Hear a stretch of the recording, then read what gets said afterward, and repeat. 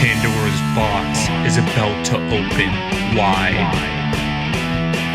Welcome to Pandora's box again, everybody. Woo! Hope you've had a good week, everyone. Thanks for chilling back with us. We've got another special guest in the studio this week. Last week we had Hen and Joe from Shoot the Moon.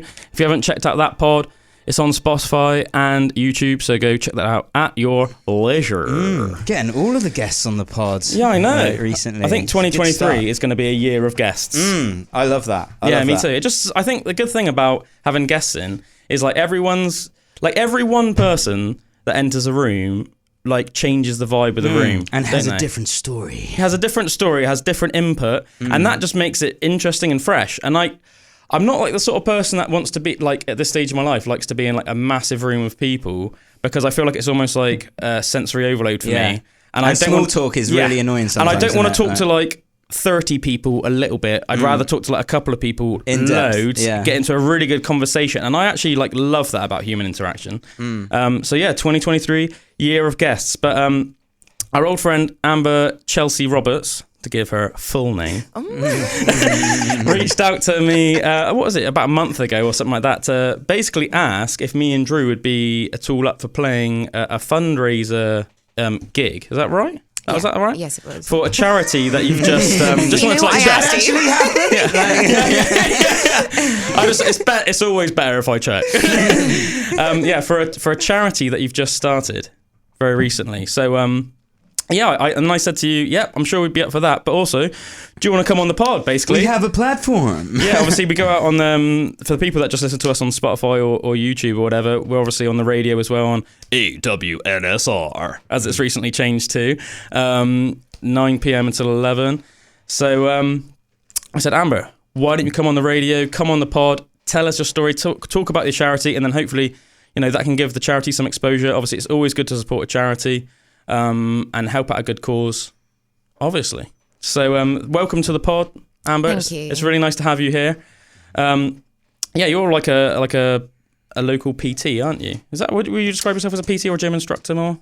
More fitness classes, really. Yeah, but I've been working at a primary school for quite a while. Oh, have you? I didn't even know teaching that. Assistant. Yeah, there you go. That's exactly today. Wow. I know, don't you love Zumba and stuff, don't you? Yeah. So Amber's known as a force locally, just super energetic, like the Duracell bunny. Think the Duracell bunny, but a human rather than a bunny. That's pretty much what Amber's like. Your catchphrase is party rock, isn't it? That's Amber's catchphrase. I haven't grown past that yet. But it's a pretty good catchphrase, let's face it. Thanks for coming on, Amber. Do you want to tell us about your charity and it's why you made it and okay. So I don't want to be really depressing, but it is quite a sad situation. Life naturally is about waxes and wanes, isn't it? Get the sun in the day, the moon in the evening. Without bad, you can't have good in the first place. And I think as human beings, we all know what it's like to have debilitating lows and euphoric highs. So don't feel at all like it's lowering the tone or anything. It's just a part of human life, isn't it? Thank you.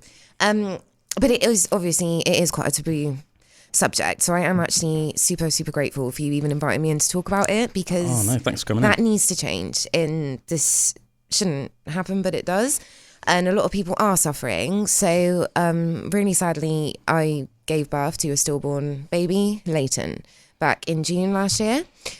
I've been through a whirlwind of emotions. I have a daughter who's 5, and it's been really hard for us. The thing is, when you lose a baby, you don't just suffer that there and then. No. This is it happens when they would have started walking, when they would have started talking, when it would be their first birthday, when they would start school. This is a lifelong journey of grief.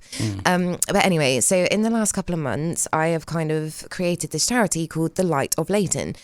Idea being that we are just going to try and help provide a tiny little bit of light in these really, really dark places for anybody who is experiencing this kind of loss in their family. That in a nutshell, that's what we're looking at here.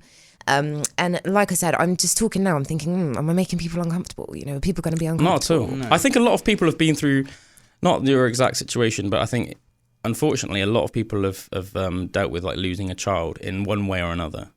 like earlier losses and things, which obviously still matter. They still matter. Yeah. But when, obviously it's not as intense. Did you not know about it until you actually gave birth? it was like minutes before.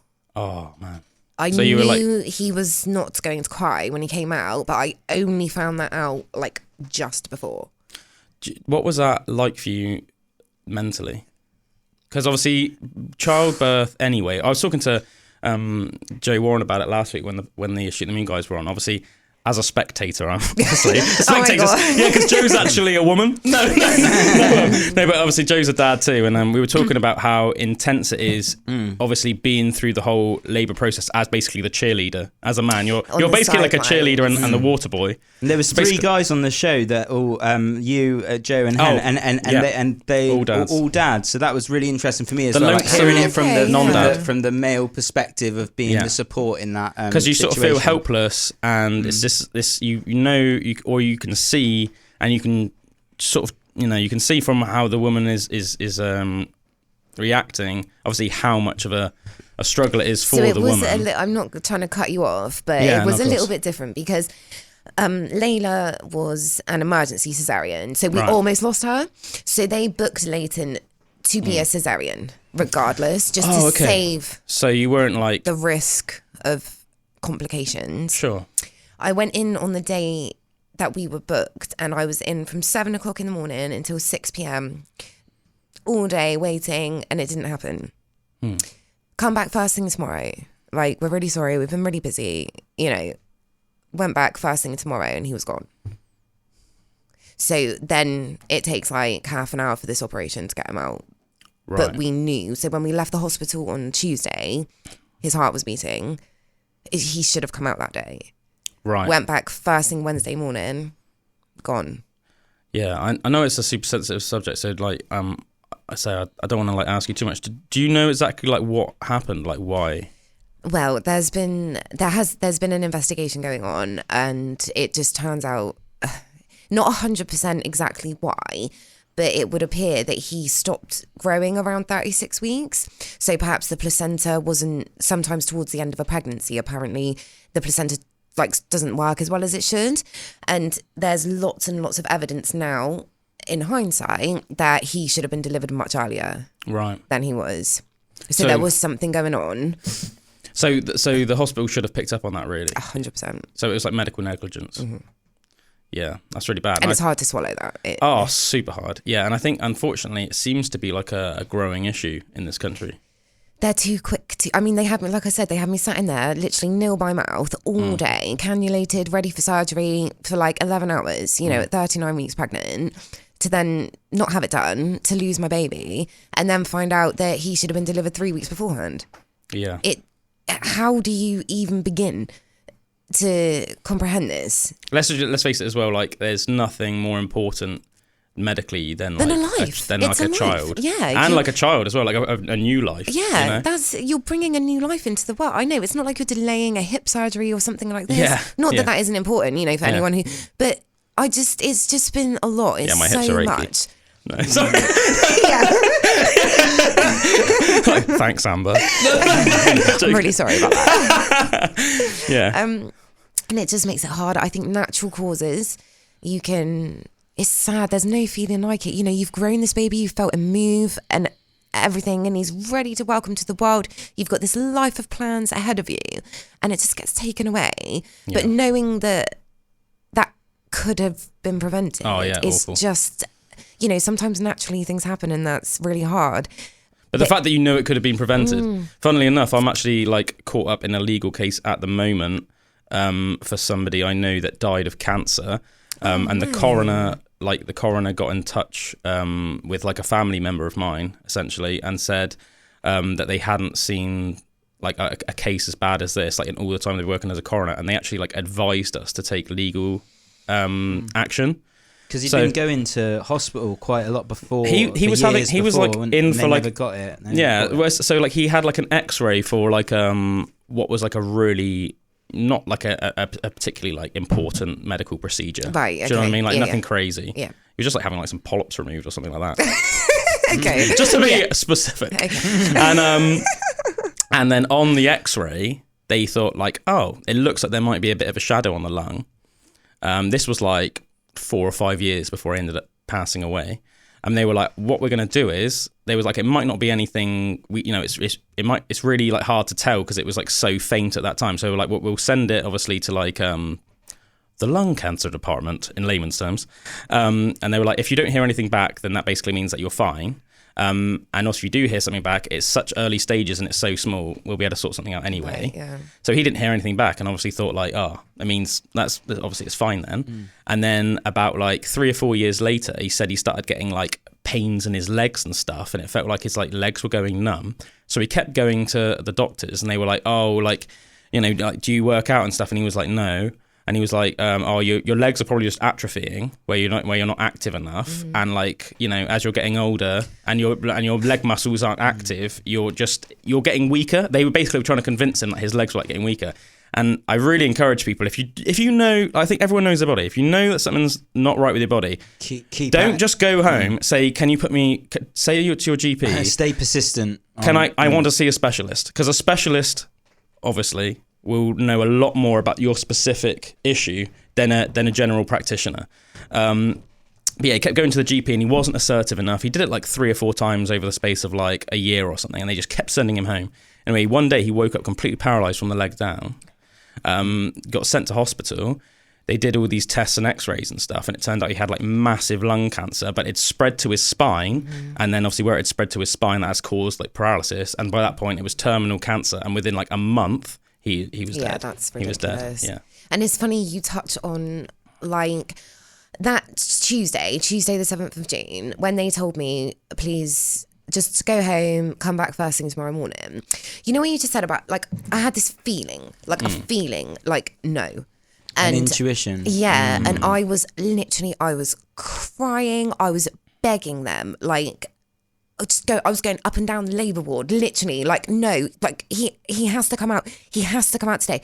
No one's listening to me. You know, they just pie me off. No, they thought you were just like a hysterical. Yeah, absolutely. Like, and they don't listen, you know, and then look what happened. Yeah. So then that was my first initial, you said, how did you feel about that? When I first got that news, all I was thinking was, he was supposed to come out yesterday. He was meant to come out. And I was awful. I'm surprised I didn't even get like kicked out. They were like, oh, she's been nil by mouth all day. Let's get her a sandwich. And I was like, I don't want your sandwich. My baby needs to come out. You know, I was not interested. I don't want a drink. Just take me down to theatre, you know? And I was like really distressed, and it just went nowhere. I don't even really understand like why they would have just said come back tomorrow. Like surely, like, I mean, I'm obviously not a doctor, but by that point, what is the difference between bringing them out then and like like 10 hours later? Do you know what I mean?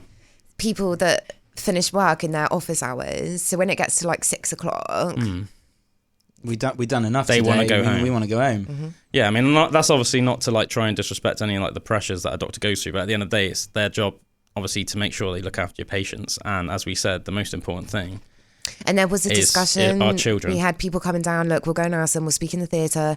Somebody came. She said, "Look, I'm willing to do it, but I can't do it without my team. So I'll go and speak to them, and I'll see what they say." She came back 15 minutes later. No, we're not doing it. You know, so someone would have, someone didn't want to. This kind of thing. But now, our whole life, the impact is crazy. Over just people being a bit flippant, basically. Yeah. Yeah. Someone's like, I'll do it. Oh no, the rest don't want to. So after it all sort of happened, if you know what I mean, like when you went back the next day and everything happened the way it did, like I can't even really imagine like what was like the fallout from that, like, you know? This utter shock. I don't believe I even sort of really knew what had actually happened. I can imagine it would almost be like delirious. It's hard to process. Yeah. Were you like spinning out? It doesn't happen, does it? It doesn't, like, what are they talking about? Yeah. Like, there's no heartbeat. What are you talking about? Yeah. Like, yeah. I can imagine it would have been super trippy. Yeah. Like at first. You don't, and then all these people are coming in the room and everyone's like scanning and this, really bad news, and but in your head it's just not even comprehensible. Like I'm at full term with a baby that was alive last night. What are you on about? Do you know what I mean? And then next thing you know, you're just like being taken down to theatre, and I'm thinking, well, that's okay. Like and then he comes out and he doesn't cry, and I'm like, what is going on? You know, it wasn't real. It wasn't real at all. I think about 8 weeks later, I realised what had happened, you know, and what... To process something of that magnitude, it takes like a long time for the human brain. You don't even realise, like you really don't. And I've tried reaching out for like counsellors and stuff, and they were like, "Oh, it's too early. It's too early. You're in shock. You're in shock." And I was like, "I know what I need. I need to speak to someone." Yeah. But I just was told no. So you've spent the first 6 weeks at least trying to like meddle your way through this, and like I said, deal with Layla as well, which is of such little support for like Layla. You know, the last thing she said to me that morning, she's gone out with my dad on the Tuesday, filled the house with balloons, welcome home, baby, brother, all this. And obviously he didn't come out. So we went home and I said, "Oh, it's okay, it's going to be tomorrow." And then she'd like come up and hands on my belly. She went, "Happy birthday, brother," as I was leaving the house. Man. That is the last words I heard. 20 minutes later, obviously found out this. And it's like that just gets forgotten, you know, and then I'm looking at her, I'm falling apart. She's watching me fall apart. She's falling apart. What do you do? I think one of the hardest things about being a parent in general is obviously we're all human, and sometimes we do just sort of, everything just does just sort of fall apart to varying levels, obviously. But as a parent, you always have to be like a rock for your child, don't you? And people kept saying, "It's all right for her to see you cry. It's okay, you're grieving. You know, she needs to see these emotions." Nobody gave me this. All I was asking for was some help with Layla. I didn't want to do the wrong thing. You know, I didn't want her getting like scarred for life if I didn't approach this bereavement in the right way. And nobody could help me at all. And that is basically what has led me to where I am now, because I can't stand the thought of anyone else having to be in that situation. Going home, you've lost a child and your one living child is here and you don't know what to do. Yeah, you don't want to be creating a traumatic experience for them. No, exactly. So even though you are going, and they were like, "Oh, the mum is our concern," and I'm like, but helping her helps me massively. Yeah, that's your concern. My main concern, you know, after the fact we've lost Leighton, is her. Because your kids are the most important thing to you, obviously. Yeah, and just not having a clue, and her school had to get like external resources. They just hadn't experienced this before. There just wasn't the knowledge on that situation, which is what I am really trying to work on now. And I'm speaking with the hospital, and I've got some books and things which you will see. Well, we've got a Facebook page and an Instagram page at the moment. The website is kind of being made as we speak. Sure. And the like my sibling still, and it explains how like the sibling isn't with you in real life now, but they are still your sibling and they're still part of a family. But I've had to find all of this myself. Yeah. You know, and I've had to go through this with my little girl. What works for us? What is the best thing to do? You know, like there was no advice. Yeah. So I know that you're sort of laterally explaining anyway. So it's like the point of your charity is to help people that are grieving from this incident. That's like the main purpose. Yes, it is the main. So I would like to put some funding and things into prevention as well. Yeah, sure. Obviously, if it could be prevented, sometimes it can't. Like how would that? I mean, I'm just sort of brainstorming. Like, how would that like even work? Because obviously, it's on like the NHS, I guess, like the individual doctors, like to make sure. So like training and things, right? Like, and they can case study. Cases a bit like when you go, I guess, to like a speed awareness course or something, and it's like, obviously, you know that you shouldn't speed, like the same way a doctor knows that you shouldn't do whatever. But I guess it's being really aware, like, look, these things have happened in the past, and we're going to show you this case study. And this is giving you the knowledge and the motivation to make sure that it's not going to happen again. Yeah, and that's part of, so I had to go and have like a very scary big meeting at the hospital when there was all sorts of professionals there. Like, how long ago was that? Or how long after the incident? That was probably about 2 months ago, I think. Right. 2 months, because there was the investigation. And did you say it was June when you lost Leighton? Yeah. Yeah. So July, August, September, October, November. Yeah, there was about 5 months worth of investigation, and then they came back with all these points of missed opportunities, basically. So we had to sit down and have this big meeting where they told us everything that had gone wrong through my care from the beginning. And there were things even right from the beginning. They'd got Layla's gestation wrong and things like that, which affects how they create a grow chart for pregnancies, and your previous baby's weight should be on there, and they had it all wrong and stuff like that. So it was kind of wrong right from the beginning. And so they've given us like target action points and when they're going to be completed by, regarding like further training. They're going to change the way that they use information and the way that they transfer information to try and help mistakes.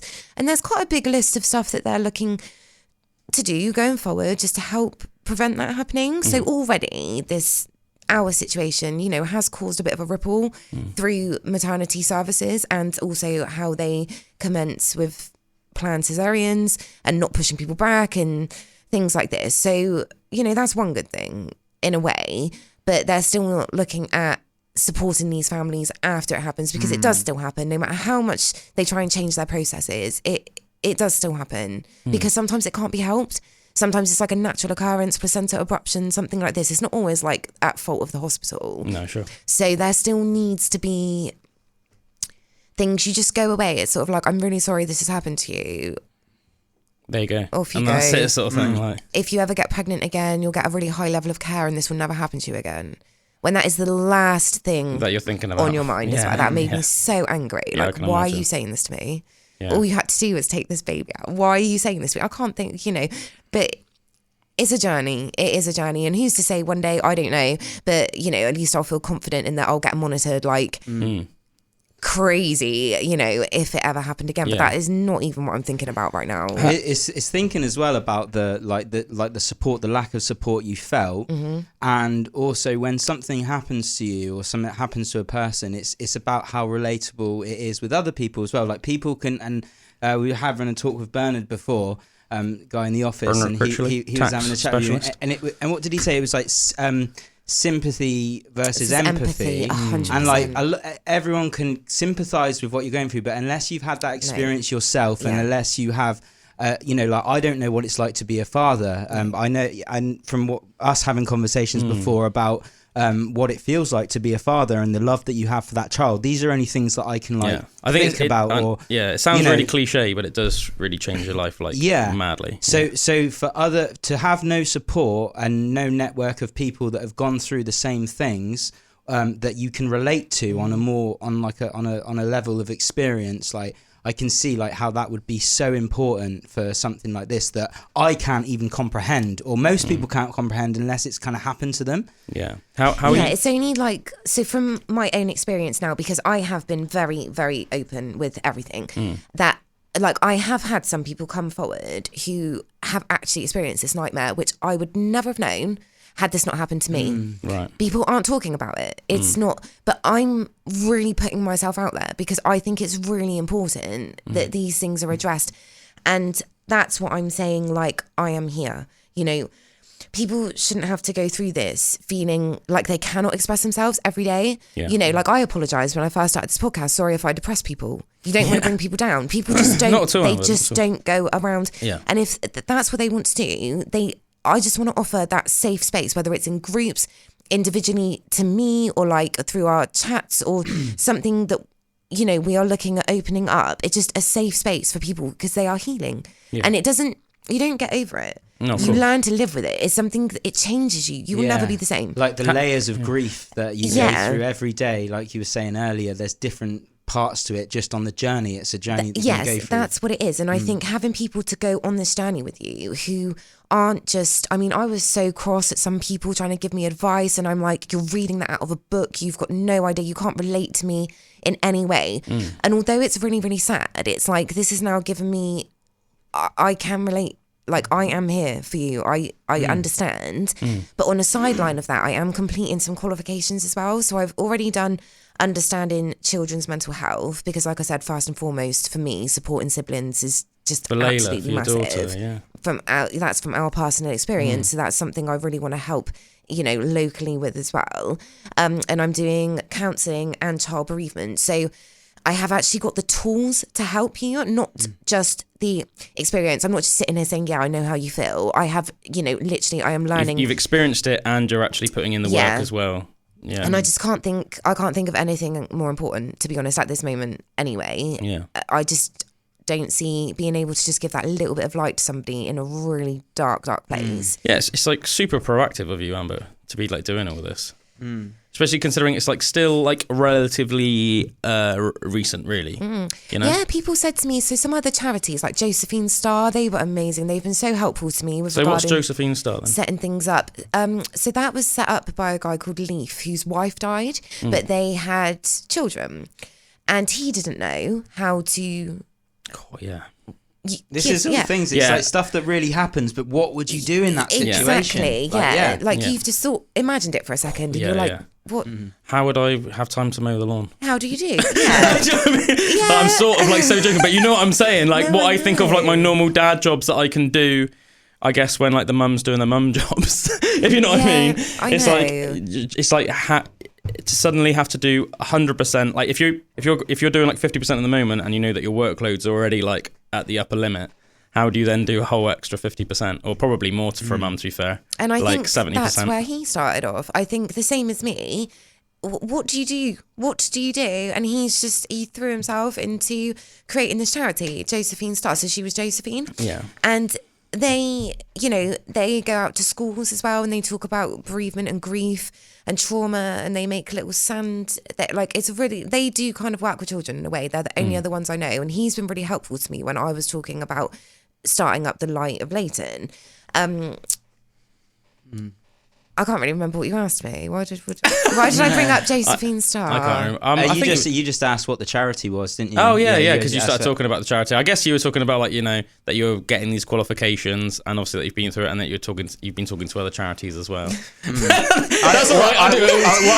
I find really interesting. So we are AWNSR now, so it's Aspen Waite Next Steps Radio. AWNSR. Yeah, and like Next Steps are a charity that were born out of the lady who kind of runs a charity, Louise. Her son Josh had like some real like kind of savage things wrong with him as a baby, life expectancy, and it had to change her whole way of life with like care and how to care for him. But it was a similar thing, like they had to figure it out, and there was nowhere for like Josh to work as he got older. So they created a workspace for people with special needs and disabilities because they knew how to deal with it because they dealt with it with their own son. Yeah. And now it's formed this massive like charity and everything that's doing really well and like helping people get into work and stuff. But really it's like this real life situation that happens to you. That's almost like the best kind of way to kind of get into something like that, because it's like from experience, and unless you have experienced that, it's like how would you even think about it or anything, you wouldn't, like you said. And you do, I used to think, like, I'd hear stories of like stillborn babies, and I think, I can't imagine anything worse. And you think it's really sad until it actually happens to you, and it is so beyond that. It is sad, but it's nothing like you can imagine. You know what I mean? And then I think that is where like you've got all these feelings, and you said it's relatively early. Somebody did say to me, Leaf said, in the first year, don't do anything, don't make any big decisions. But I'm here, I've been working like a couple of months on this, and I'm thinking like, what would I be doing though? What else could I even be doing with my life right now? Doing it. Yeah, 100%. It's like almost like this is your grieving process. What am I doing for my son? I already feel like you've let them down. Yeah. And he was born, and we have his little garden that we go and visit and everything. But what can I do in life to actually, so it's like keeping his name going, it's doing something for him. And it's accountability as well. I think you've got to hold people accountable for like everything. Because if you don't, you're sending almost like a message that things are okay. Matter. Yeah. And obviously it's not okay.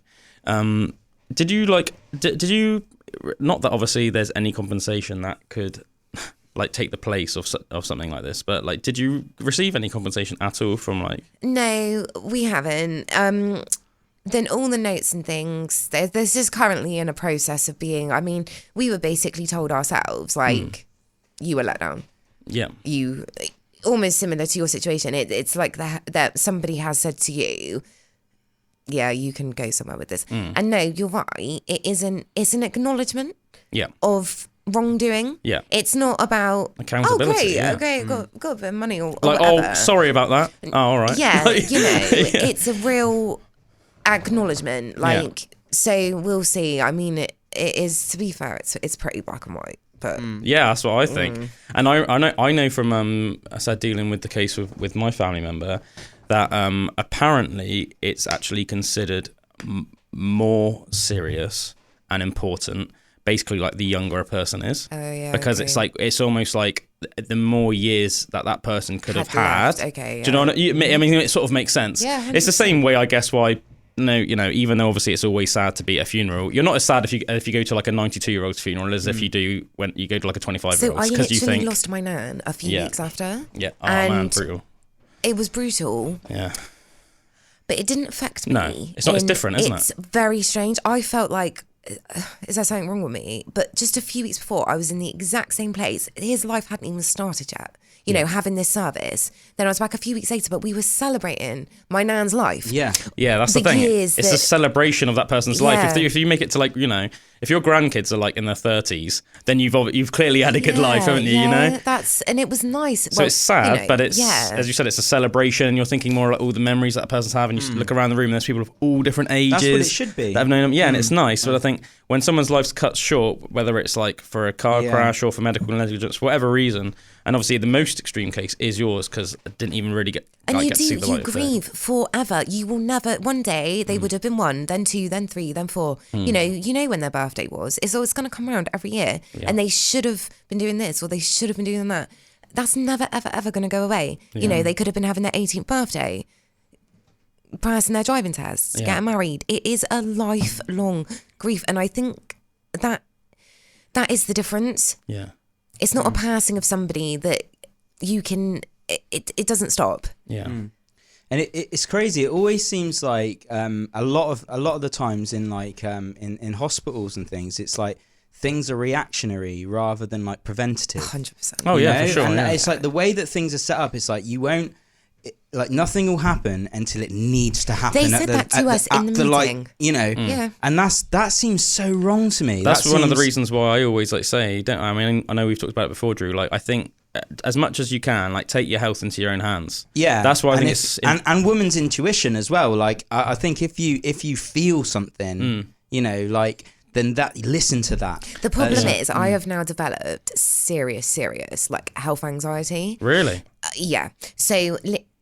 When, like, God forbid, if Layla should get ill with anything, you're like off to the hospital. Cope. Yeah, I literally cannot cope. I am fearing the worst possible outcome at every given. You can see how easily, why that would happen. And again, this is another impact that people don't realise. There was something wrong with him. It didn't get picked up on. He would have been okay. He just had to be delivered. He needed to come out earlier. Yeah, the signs were there and they were ignored. I've got no faith whatsoever in any health.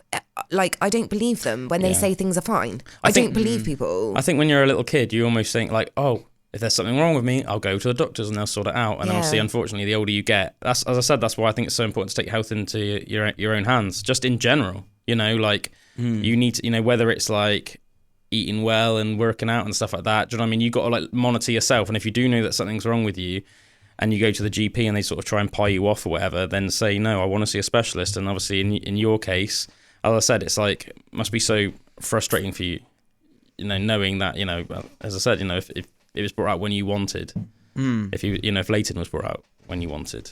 Yeah, and like dealing with like that afterwards, like now what you're saying about that anxiety you're feeling with stuff and everything, and like I remember like Joe was saying like they had like a scare with his daughter, almost choked to death. She nearly choked, but on like on a piece of pasta, but it was really bad. She like went blue. Oh my God, he said that they're paranoid ever since. They said like whenever she eats, they're like that's it. And literally like and what you see, she's like the best chewer ever now. She's like chews because they make her because it's been so. But just something like that. Like I can imagine, if you experience something, it's going to have those effects, and it's how you deal with that, and it's just bringing it back to this like thing of like support. Like the more you know, the more that you can talk to people that actually care. And and can kind of help you in that. So I think that's a really honourable thing that you're doing, setting up that kind of support network for people to actually be able to share information, share feelings and that, because there's nothing worse than feeling alone through your grief as well, Because there is Sands is an absolutely massive charity. Layla recently did a fundraiser for them actually, but they are like worldwide, and it is huge. And there is a forum, but it's really daunting. I think it is a worldwide, like thousands, and you think, whoa, like that many people are going through something, but also where do you start?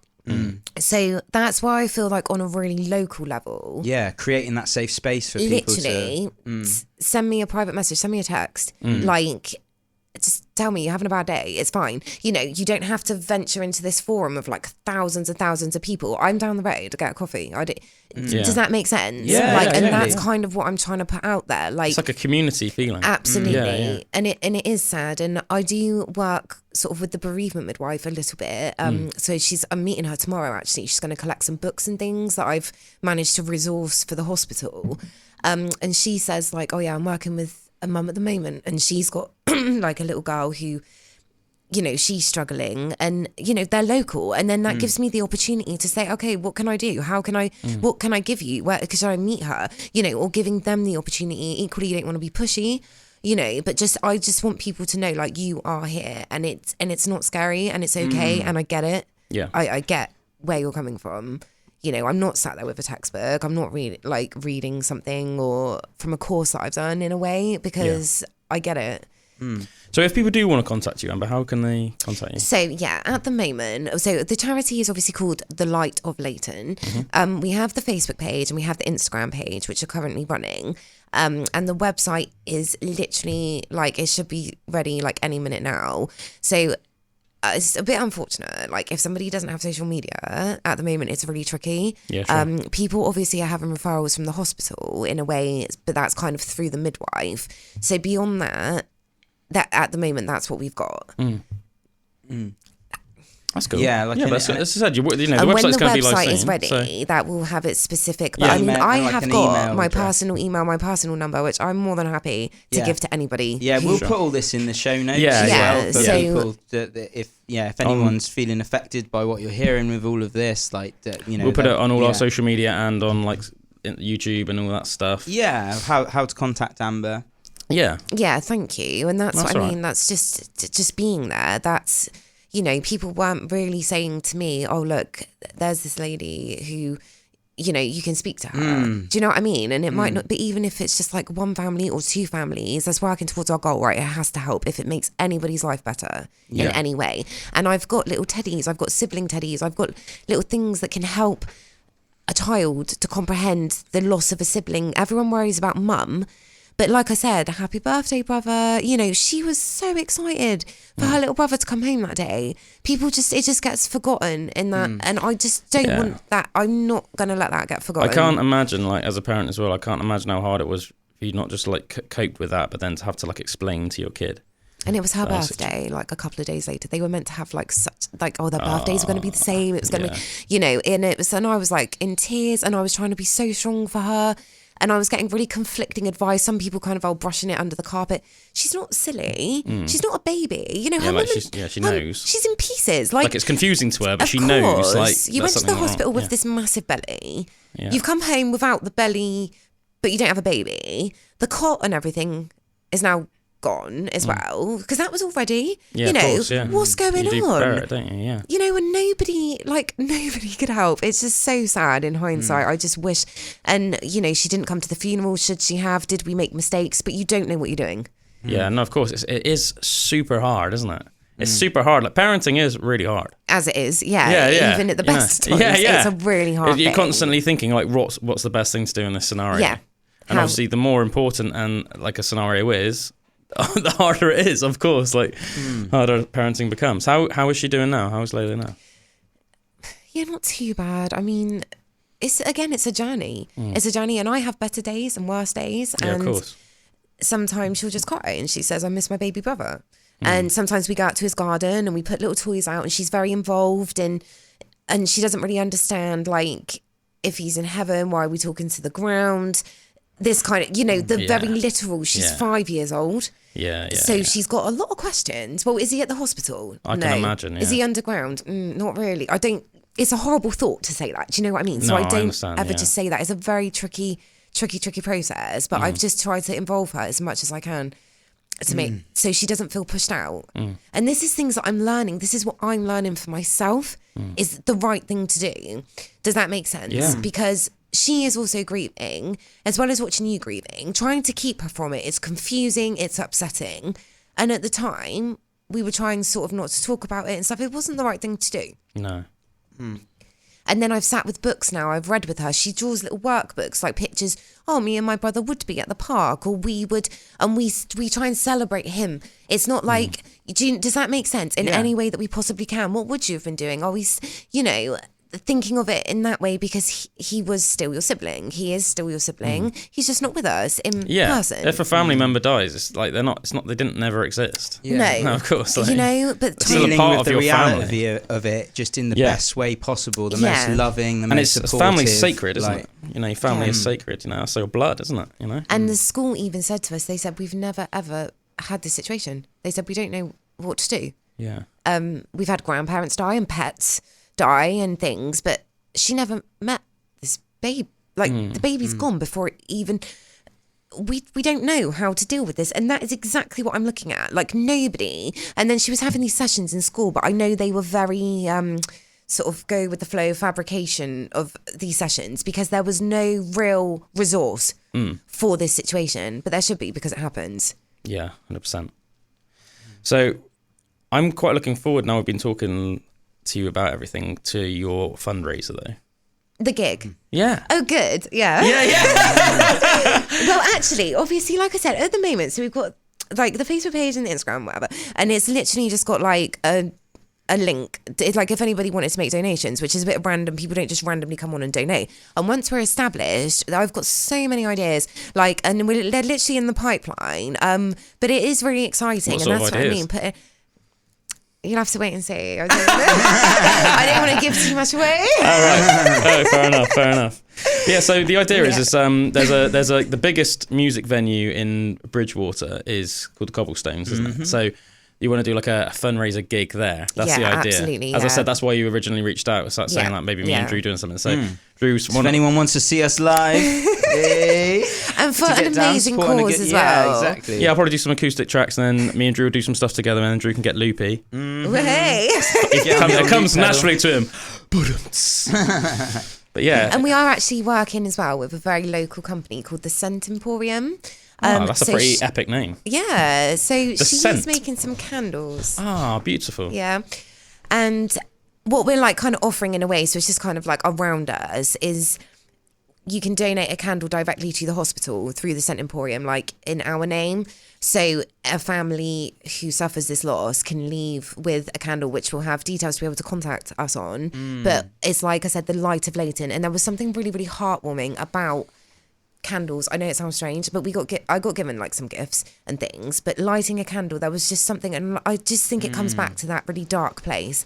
And something sacred about it. I think since the dawn of humankind, whether it's like religion or like rituals, like people use candles. It gives something, doesn't it? It does. It makes it seem like special. Like, so that's one of the things that we are, so like either pink, blue, or just white for like any angel, but any family now who will leave the hospital will get given at least one of these candles, like to take with them, just as like a keepsake and almost like a cleansing thing, something to light in memory of. So that's really exciting. That's nice, and I'm really glad to be able to offer that. Really, yeah, that's beautiful, Amber. I think everything you're doing is so amazing, because it would have been so easy, if you know what I mean, to just get sort of like bedridden, crawl into this, super depressed, and to just like not talk about it, and to carry this like dark, heavy like weight and burden like around with you. But the way you've done it, like one of the posts I put up was like about the siblings, and that, and I was just writing my story. For me, look, this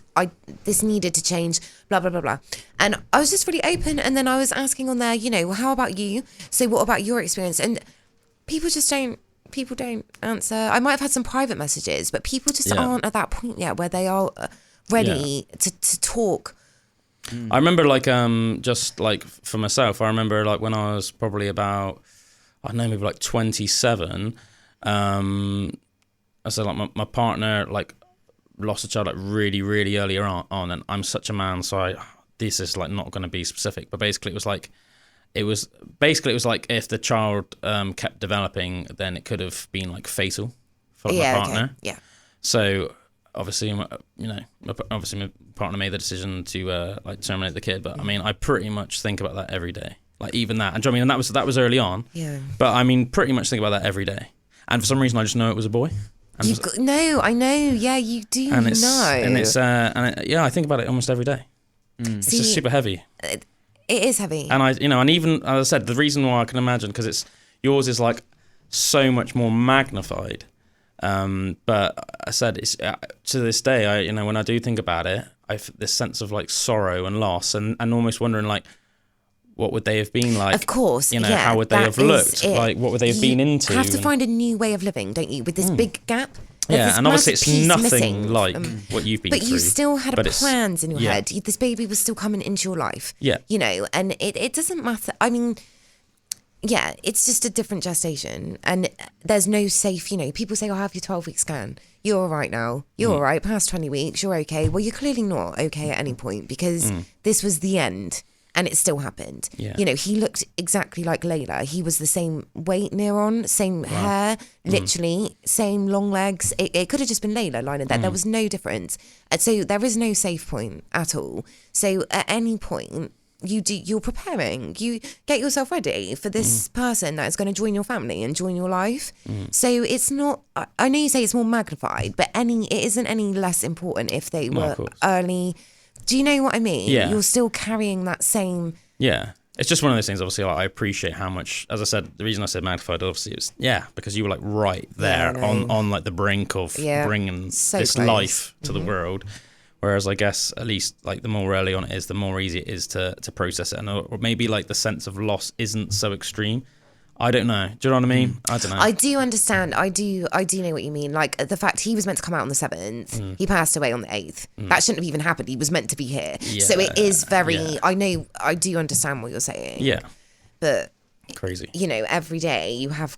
That's one of the things, that's one of the reasons I say, like, I think it's so proactive and good that you're doing this. And that's why I said, like, at the start of the show, like, I think a lot of people have been through something, not exactly what you've been through, but in some way have experienced like losing a child. I think it's way more common than people think it is.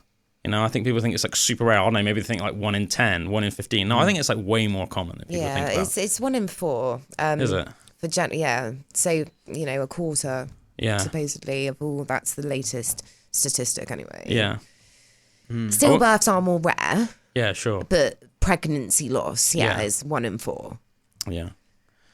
Yeah, it's good. I think I wouldn't be surprised if it's even more than that. I know what you mean. That's just like the above board stuff, if you know what I mean. Do you know what I'm saying? Exactly. Yeah, I know. I do know what you mean, and I don't trust any anything to do with health anymore. You're just like a complete hypochondriac now. Yeah, just like I know. It's awful. It's like that is what it does to you. Yeah. And if they say, "Oh no, I think you're okay," or "You don't need this, go away," I go home and I worry, and I think, "Well, they're wrong. I'm probably going to die." Do you know what I mean? That is what it's done. Like, hopefully that will pass and get easier. But I think I think it's natural. I think at the end of the day, now you obviously have this massive like distrust of like the medical establishment, like naturally, and you can see why as almost like a part of your grieving process, or in a way, it's like why you have all this why you don't trust them, why you don't trust the medical establishment. No. Yeah, it's interesting as well. Like an empowering thing I'm taking away from this is like when something isn't there that you need or that is important, then you've empowered yourself by creating that so it doesn't happen for other people. Like, I think that's an amazing thing, because a lot of the times in whatever you're struggling with in life, you want there to be help, you want there to be, but because you're internally going through it, you don't know what the answer is, and it's really hard to know the right people to ask, or like with everything really. So it's like this proactive thing of like creating what you need. Like, how can you try and do that yourself, or like kind of, and I think that's a really empowering thing, because as soon as you start doing something, you start putting action to something that makes you feel better, or it's a kind of a coping mechanism in yourself as well. We've talked about it before, Drew, haven't we? And like with like any issue in life, like, I think if you carry around something on your own, and especially if you're like a private person, your natural inclination is to keep it to yourself. But when you do keep something to yourself, even like an issue which isn't like one, like it's like magnifies. nowhere near like the what your circumstance, you feel like it's like crushing, and you feel it's like a weight on your shoulders. It is proper like, hello darkness, my old friend. Yeah. It's so good to talk, and then you talk. We're mammals. We need support. Yeah, sometimes you think, do you know what? You just talk to your mate for like 15 minutes. It puts a perspective on it, and you're like, changes. I feel so much better now. Yeah, I feel so much better. It doesn't mean that the problem's just like disappeared, but it just seems. You just feel like lighter. It's like your friend or whatever, or that person has shared your grief, and it's like it's sharing the burden. You know, the helping you carry that weight with you. You know. Yeah. And part of my issue, sort of like at the beginning, is I was just very conscious. Not that people wouldn't care, but they just wouldn't understand. You know, and I was like, I could talk to. I didn't speak to anyone for like a week. Literally, I didn't even pick my phone up. So from that, when we actually found out. For like a week, I mean, my dad came to the hospital. They were like, some of my family were amazing, but I did not actively even talk to anybody. And I was like, well, this can't continue. What am I going to do? I just cried. How long were you in the hospital for? Like a couple of days. Right. I just wanted to go home because once he had been delivered, but we were able to go back. I kept going to visit him. I know it might sound crazy to some people, but no, I think it's natural. As his mum. Because he was there. He was literally here. Like I said, it looked just like Layla. Felt unnatural to leave him. Yeah. And I was like, this is where I was really torn as well. Like, I've got this child at home. I've got this child I'm like abandoning at the hospital as well, even though he's not like with us. Almost giving you a sense of guilt or something. Absolutely. Yeah. And I got him dressed and everything. I literally put a nappy on him. Yeah. And I was like, no, I am. You know, that is my son. Do you know what I mean? And it might seem crazy, some people, but I just didn't know what else I could do. You needed to do that to help you grieve at the time. Yeah. And as we said as well, like, I can imagine how spinny that situation would be. Like, it's going to take you, what did you say, like 8 weeks to even almost like, acknowledge the gravity of the situation. Like, because a human mind cannot instantly process that. It's like your head tries to protect you, doesn't it? Yeah. Things. It doesn't let you like realise. Yeah. And paternal instincts are so strong as well. All you know is that you had a kid and then it's out now and you need to look after it. And that drive is so intense. And I said, mixed with like not being able to process the gravity of a situation like that. Yeah, I guess you're just like caring for it. So you are doing stuff like putting a nappy on. I can imagine. Like, I'm glad because I know it's like you don't want people to think you're crazy. Well, that's it. But until you're there, I don't think you would even be able to think about it. Do you know what I mean? You don't know what you would do. Also, I think that like not only do I not think you're crazy for doing that, I think it's I think it's like natural to be crazy in that situation. Like, I'd be more concerned if somebody was like not crazy. I'd be like, are you like Jeffrey Dahmer or something? I know, you know, like. And I wrote a poem, and like I read it at his funeral, and I don't know how I did it, but I did. That's like, do you know the poem off by heart? Do you know what? It's the weirdest thing, right? Is I don't.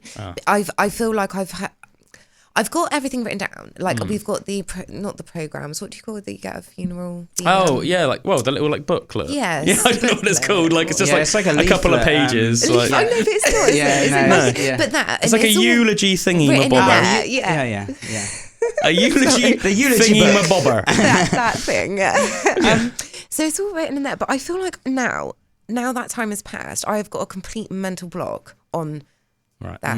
Does that make sense? I think naturally, when people go through traumatic experiences in life, their brain, to protect you, shuts it off, like puts it in like a closet. Yeah. You know what I mean? Like I was going through it, and it's the craziest thing, like designing the headstone for the grave and picking what stones you wanted and what flowers, and then you get home and you think like, what the hell have I just done?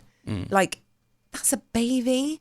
Do you know what I mean? But you're just doing it, and then I'm writing this poem, I'm picking the songs, and I'm just going through them, you know, organising things. And then afterwards, it was just like, what has just happened? Yeah, sure. Do you know what I mean? And I can't even remember. Yeah. Like, it's really strange. Yeah. Yeah, I'm not surprised, to be honest. If you did remember the poem, I was just going to ask you to say it. Yeah, I know, and I would have, but that's what I mean. It's really weird, but I was saying it over and over again at the time. I was practicing it in the shower, and I was thinking about it all the time, and literally I can't even remember it now. Yeah. It's just like another world. It was a really strange period of time. Yeah, I can imagine. So I can imagine it just be like super trippy. Yeah, that's one way of describing it. Super trippy. I can sort of like, I know that might sound like a weird thing to say, but that's what I can imagine. You know, that's the most word, because I can imagine, as you said, like it was so surreal at the time.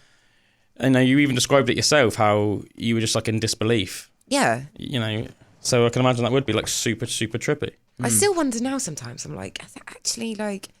Is this real? Properly? Yeah. but I don't know if that will ever go away. Yeah, man, I don't know. We're monkeys, aren't we? Yeah, the gravity of situations. I don't think it's just very hard for our monkey brains to like comprehend such an important and subject, you know. I remember like situation. A similar thing that happened when I was about 15 was my mum went into labour, but it was really crazy. She didn't know she was pregnant. Yeah, I remember, man. Crazy. So we didn't know. No. But got to the hospital and I got taken out of school and we got in there and the baby was like really premature. And there wasn't enough. There was only 2 specialist cot things, incubators that would have been able to kind of save him, and both of them were taken, and they couldn't get him to another place that had one quick enough. So he just passed, and like that was like so shocking for everyone. But I remember like going into the hospital, and you know, like my mum and my sisters were both there with like Corey, my little brother. But I went in and I couldn't handle the situation. I like ran and I burst into tears, and it was just like, whereas it felt like my mum and my dad and everything were almost like handling it in a way that was like they wanted to see him and they wanted to be close to him and everything. Like I almost like I had this like shocking reaction that I didn't even know why I was going there. It's just like when something like that happens, it is like you can't process it sometimes. And then it was just like savage. I was just crying for ages. But and just for like, you as well, you weren't expecting this baby. No. So suddenly you've got this life come into your life. Yeah, but you know, so that's really. You got the tattoo of his name on your titty. Yeah, that was my first tattoo. Yeah. Just to like, because it's like an honor, and you know, and how can I still carry him still in my heart? The tattoo's over my heart, you know, and it is these little ways that you can still, because it. Honouring like you that say, person. Yeah, because it's a part of your family still, and it's a part. And I know that my mum, obviously, it was such a hard thing for her to deal with and to process. But yeah, like it's like you just want to support and be there in the way you can, and like, and I've always kind of still felt like connected. I still like kind of connected with him and stuff, and I talk to him and on his birthdays and stuff, and just try and like carry that love, because it's still about love. That must be the only person's birthday that Drew knows. Yeah, well, no, I don't. I can't. I'm really very like I don't know anyone's birthday apart from my own, which is so selfish. Isn't it? I know and my dad's for some reason 16th of June. I know. All right, well, on it, good, big up, Glenn. Yeah, but It's just I think it's about love and how you can connect with love to your family, how you can show love and that connection, because that's what's going to get you through at the end of the day with it, that love and that support. And if you can stay connected to that, I think you're honouring. It's like their soul or whatever like that is, like your essence. You're keeping them alive. You are. They're with you. And they are with you. And honouring that. It's like they're not just, because they're gone, they're not just gone, if you know what I mean. Yeah. You know? But some people, you know, this kind of approach isn't for everybody, and that's okay. I mean, I've literally heard it from like the bereavement midwife. There was one mum, she doesn't want to know. She doesn't want to know. It just shut it down. And I do think maybe later down the line, you may regret, or not regret, but you may feel differently about that. It's hard at the time. Keeping it to yourself. To acknowledge, like she... Almost locking it in a box. Doesn't want it looked into. No, doesn't want... Forget about it. Put that over here. Do you know what? I heard a really good analogy, and it was going on about the difference between buffalo and cows in a storm. And apparently, when like cows and buffaloes know when a storm is coming, right? And what cows will do is run away from the storm, and what buffaloes will do is run into the storm. And at first, you think pretty stupid running into the storm, but what the buffaloes do, they run into it head on, and then they pass the storm really quickly. Yeah. Because the cows run from the storm, it's like it takes a long time for the storm to catch up. And then because they're still running from it, do you know what I mean? It's like with them for a really long time. And they might outrun it, but they're tired by the end of that. And that's right. That's the end of the analogy. And it's saying, and by the time that you've dealt with it, they are like almost collapsing with fatigue. Yeah. And that's like a really interesting way to look at the differences between what you're saying. Relevant. Yeah. So be a buffalo, not a cow. Yeah, be a buffalo. Amber is a buffalo. That is our, like, be a buffalo. Thing. With like a nice little buffalo head. Amber is a buffalo. Be a buffalo. Can you get a buffalo outfit as well? Whenever you turn up to like charity events, mascot, and wear a buffalo outfit. I definitely think I think that would enhance it. Do you? Yeah. I'll think about it. We'll see. Yeah. Maybe you could wear one at the gig. Yeah, okay. Maybe you could be buffaloes at the gig. Buffalo. I'll come and sing a Buffalo Bill for one night only. Yeah. Oh, that's a sellout. Amazing. Yeah. But no, that's really, really, and that, I do think that I feel sorry for people in some way that feel like they can't. Everyone deals with things differently, but I think everybody needs some release in some way. And if people don't like to talk, that's fine, but just at something, you need something, or it's just really sad, you are going to carry that, it's going to be really heavy, and a little while down the line, it is going to get you at some point. And I'm glad I'm doing well, and I just don't want anyone else to feel in that, and I don't want that to happen to somebody. No. And I don't want anyone crying because they don't know how to look after their child, and how I felt, that is not what I want. That's really beautiful, Amber, that you like thought about it all like that, and it's also really unselfish of you. Do you know what I mean? Because you're grieving so much and you're going through so much yourself, but you're like thinking about other people and trying to help other people.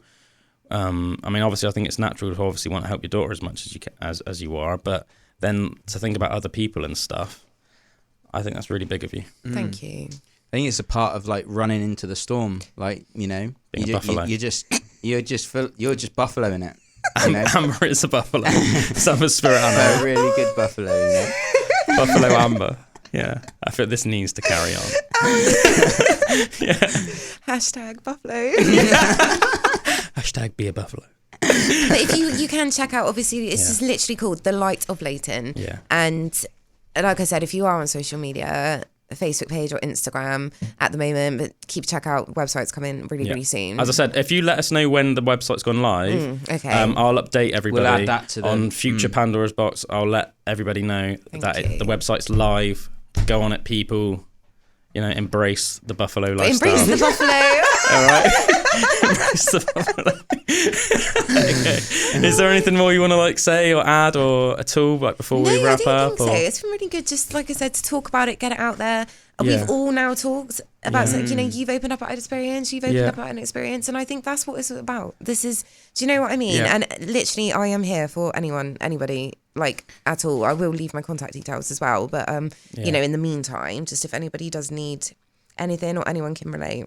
Thanks, Amber, and thanks again for coming on. And if there is any way that we can support you, thank you, going forward, then we will. Let's brainstorm some ways that we could potentially help. Thank you. Because obviously it's an amazing cause, and it's just awesome to have you on and to hear your story anyway. No, and I really appreciate it. Thank you. As I said, just even it is quite taboo, and I don't think everyone always wants to hear it, but they should be. So thank you. Needs to be heard. You can't sugarcoat life, can you? No. These things happen. Yeah. Anyway, folks, let's all give a nice warm goodbye to Amber now. Hashtag be a buffalo. And we'll be back in a minute anyway, folks. Thanks, Amber. Cheers. Thank you. Bye. Pandora's box is about to open wide. Welcome back to Pandora's box, everybody. Just want to say a thank you again to Amber for coming in the first hour of the show today. Tell us all about her awesome charity that she set up. Let us try and make the charity a absolute juggernaut. A success. A success. A steamrolling powerhouse of buffalo power. But look who's back. Look who's back. Back again. Winkle's back. Tell a friend. Guess who's back. Guess who's back. Bullwinkle is back in the studio. That's baby. right. The mayor. Long time no see, folks. The mayor of Winkletown himself has Oh, come back. He has joined us once again. I was reborn. Nice to have you back, Bullwinkle. Thanks, man. Thanks. It's good to be here. Just while we're at it as well, just because it's fresh on the noggin, just to let everybody know, we have almost finished writing an epic adventure. An epic adventure track/novella. Epic fantasy tale. Story for the ages. For anybody that remembers, not the Christmas just gone, the Christmas before, we did a silly sort of cover of Jingle Bells, but called Jingle Balls. But in the middle, we had this thing called The Tale of Jimmy O'Malley, and it was a couple of minutes of just this little weird musical thing I made up. and it was about this little orphan lad called Jimmy O'Malley, who just wanted a drum kit for Christmas, and then basically instead of getting the drum kit, Krampus came for him and just brutally killed him. It's a sequel to that. When we did the video, we got several comments from people being like, I can't believe Jimmy O'Malley died, like bring back Jimmy. A couple of different comments like that, which obviously at the time made me think, okay, at some point we will bring back Jimmy. We're almost in the midst. So there will be the Tale of Jimmy O'Malley Part 2. I don't want to give away the title yet, but yeah, we've almost finished working on an epic track that's about 7.5 minutes long, and we're going to record a video to it, which will be the sequel to the Tale of Jimmy O'Malley. Okay, so yeah, it's quite exciting. Keep an eye out for that. Man, I can't wait. On all the places that you get Pandora's Box stuff. So obviously keep an eye out for it on our Instagram, on TikTok, on Spotify, YouTube, everywhere. Just everywhere that we release stuff. Keep an eye out for it. And all shall be revealed. And also, let us know what you've been thinking of the interviews you've had recently. Yeah. It's been super fun. We've done a few like on location ones. So we did one at my grandparents' house. We went to Glastonbury and did one with Figaro de Montmartre, which was like really cool. Yeah. So yeah, what did you guys think of them? We're going to try and get some more interviews in 2023 because it's been so fun. Yeah, we're going to try and like travel around a little bit. And try and do some sort of like on location interviews. I said it seems like an obvious thing once you think of it, but for some reason always in my head I thought like, right, we need to like get people into the studio, but then I thought, actually, why don't we just travel and then it makes it easier for them? Do you know what I mean? If I want to speak to them, then it's only really polite to like go to them. Yeah. And it wasn't like I was not trying to be polite before, but for some reason I just thought like, this is where we do it, bring them here. And I thought, I'll try and make it as easy as possible. But that location one was like super fun, wasn't it? And it's like the whole experience of it. It's almost a bit more like a documentary. You take a little bit of like footage of the shops and stuff or just wherever you are. So I have a couple of people in mind. So we'll see where I get with that when I try and make first contact. But last week we had Joe and Hen on the pod from Shoot the Moon. That was awesome to have those guys. So if you guys are listening, thanks for coming on, guys. It was freaking awesome. As I said, both at the time and in hindsight, I think it's probably one of the best pods we ever did. Obviously speaks for itself that it just went on for so long, and to be honest, we could have kept on going more. When we stopped recording, we chatted for about another half an hour, didn't we? It was almost like we just carried on the pod but without recording. So thanks for coming on, guys. We'll definitely have to do it again in future. As I said, I don't know how we'll get around it, but they were quite sad that you weren't here, Bullwinkle, because they wanted to meet you because they are like fans of you. Oh, nice. Yeah, because even like ages ago, I remember when I was talking to like Hen about it at the Shoot the Moon gig, they were saying, they think like they love the dynamic between like actually like all three of us and like the differences and stuff like that. So but obviously I said to them, it was literally just a matter of... There's only 4 mics. Yeah, that's it. Do you know what I mean? So it's a bit of a shame. So maybe we'll try and sort something out in future. But there's a will, there's a way. Yeah, that's Techie Drew will get on that. Techie Drew. Oh yeah. But I think for the first time in a while, the first time in a long while, oh my, we're gonna bring back Quickfire facts. Yeah. There we go. But before I give the first fact, I want you all to ponder something, all right? And that is, do you think beavers know what they're doing when they're building dams? Or do you think that they just see water flowing down a river and think, I'm not having that? I like the idea that is exact. I like the idea of the second one. The idea they just see the flowing water and they're just like, not on my watch, my mate. enemy. Am I like wrong that they're their homes? Their dams are their homes. So they create a dam, but then in the woods that they've built in the water, they actually like. Well, they live in the dam. Yeah, do they? Is that right? I swear I've seen that. Or like they create something to do with the dam, and they eat that, and they eat the wood as well. They're like almost stockpiling the wood, and they eat like just tons of this wood. It's almost like they're stockpiling it. What I didn't know until a few months ago, I was watching a nature documentary. I didn't realise, because everyone goes on about how like cute otters are and how they're just like really sweet creatures and stuff. I know obviously we were talking about beavers then, but they in some parts of the world, beavers and otters cohabitat. and I didn't realise how evil otters are. Really? Because everyone thinks of them like cute. You see all those memes and pictures, and it's like you see otters. They definitely look a bit because sneaky. Because they sleep upside down. They sleep like that, and they hug each other. They cuddle. They float. So they don't lose each other. I said I think with the thing I was watching, they had like a camera inside like a beaver den, and I think what it was with this beaver, I don't know if it's they always put their dens like this. But it was like under the water, but then it was like built into like the bank, so you would go up into the bank. Yeah. But the otters were trying to like invade, like essentially it would be like someone trying to kick your door down in the middle of the night, trying to invade the den just to kill the beaver babies. And I thought, mate, that's evil. Damn. And I can't remember why the purpose was. I don't know if it was just competition because they live such a similar lifestyle. Pardon me. I don't know if it's because they live such a similar lifestyle. It's like, taking out the competition. Natural enemies. But otters are more like go in gangs more, whereas beavers, they have a small family unit. So they believe in monogamy. Well, I don't know if belief is the right term. Monogamous so they have they mate, like swans. They pair, and then they pair for life. So you have the male beaver who's like the warrior of the den, and then the mum was like in the background, like shielding and the freaking male beaver was just at the entrance hole, just having to fight off all these otters that were like trying to invade his home. There's a load of otters to like kill the babies. That's crazy. Yeah, and he was like, and he had his like back turned, and beavers have like big flat tails. Apparently, they can it's really strong muscle because it's what they use to swim. Beaver slap. Yeah, so the otters were coming up, and he was like slapping the otters with his big beaver tail. Yeah. That's cool, man. They're quite big. I imagine they're quite big. I thought. A big animal. I didn't realise they'd be eating the same things. I thought beavers ate the wood, and that was I'm gonna have to look into. Wood's so like low in nutrients. Yeah. I mean, it doesn't necessarily mean that they couldn't, because I know that like pandas eat a load of bamboo, and apparently the nutrition in that is like so low. They just have to eat so much of it. And or like cows and grass, like they've got to eat like tons of grass. And I remember hearing it's why like pandas are by far the most stupid bear species, and the reason why is because they cannot devote their brain to anything apart from other digestion. than just eating. Yeah, because that's all they can do. They have to eat all day long. Whereas if you're a polar bear or a brown bear, because the food they're eating is so nutrient dense, big moose and berries and fresh salmon and that, obviously you can eat, and then you're good for like a day or two. Getting like that omega-3, man. Yeah, man. Let's face it, if you've like stuffed yourself full of moose. Oh, a moose is like the size of an SUV. Yeah. Oh, baby. Yeah, exactly.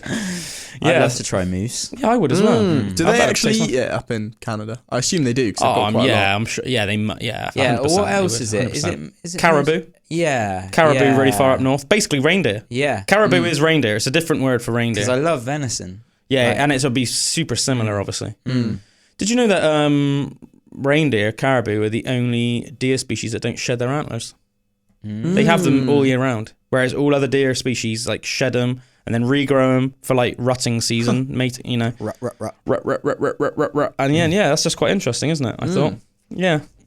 Should we get into some Quickfire facts? Quickfire facts! I got a little cool one about the movie The Highlander, which is I think we've referenced it several times because it's just a cool movie. It's one of my favourite movies.